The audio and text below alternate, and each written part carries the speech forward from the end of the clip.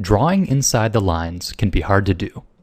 Ask any longtime Photoshop user, and they'll tell you that good craftsmanship is directly tied to understanding masking.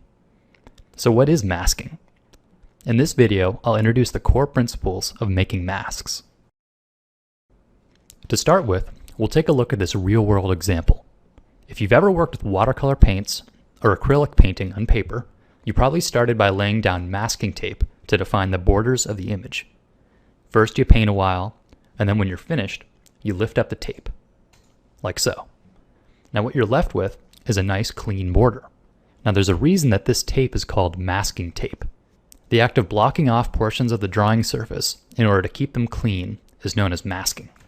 So in a very real way, the masking tape helps a watercolor painter stay inside the lines, or in this case, the boundaries of the painting.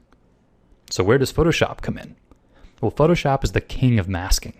The concept is deep, and most artists have their own approach, but I'll begin with the basics.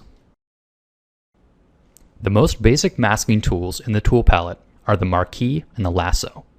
I'll reproduce the masking tape example here by using the most basic, the rectangular Marquee. All I do is I draw a box, and then Photoshop limits the area that I can paint to the boundaries of that box. So what you might be wondering at this point is, isn't that called a selection? Well, it is. The words selection and mask are often synonymous in Photoshop, and I might be using them interchangeably. They do differ in one key aspect though, so let's take a look. So first I'll show a selection.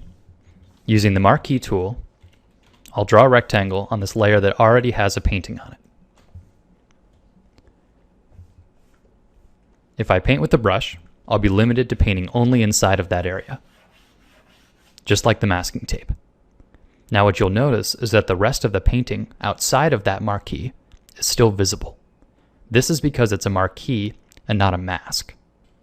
So if instead I were to make that same marquee, but then turn it into a mask by clicking the Add New Layer Mask button, it actually hides everything else that's outside of that selection.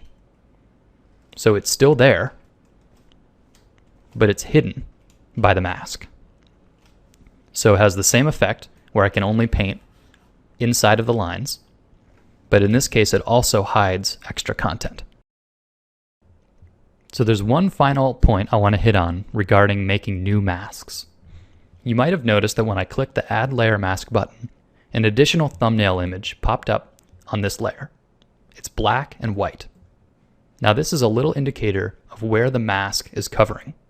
So if you look at the thumbnail, the black area is what's being protected. This can be thought of as the masking tape. The white area is where I can paint. So it can take a little while to wrap your head around this idea, but get used to seeing these mask indicator thumbnails and know that the white area is the active area, and the black is where you can't paint.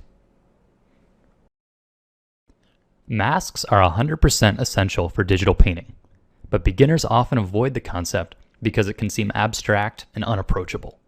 With this in mind, in the coming weeks, I'll be revisiting the concept, and I'll discuss how to apply it into your paintings. So stay tuned.